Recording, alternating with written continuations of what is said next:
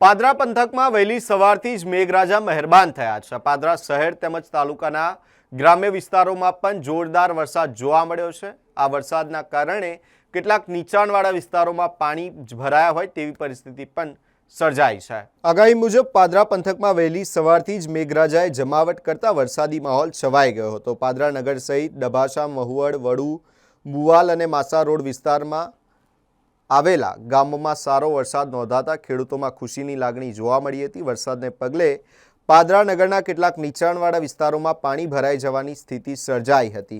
પાદરા નગરપાલિકાની શાળાઓ તેમજ ખાનગી શાળાઓમાં અભ્યાસ કરતા વિદ્યાર્થીઓને વરસાદી પરિસ્થિતિને ધ્યાનમાં રાખીને વહેલા ઘરે મોકલી દેવામાં આવ્યા હતા। જાસપુર અને પાટડિયા હનુમાન રોડ નજીક પાણી ભરાતા સ્થાનિકોએ વરસાદી પાણીના ઝડપી નિકાલની માંગ કરી છે। પાદરા શહેરમાં અત્યાર સુધી સિઝનનો કુલ 190 મીમી વરસાદ નોંધાયો છે।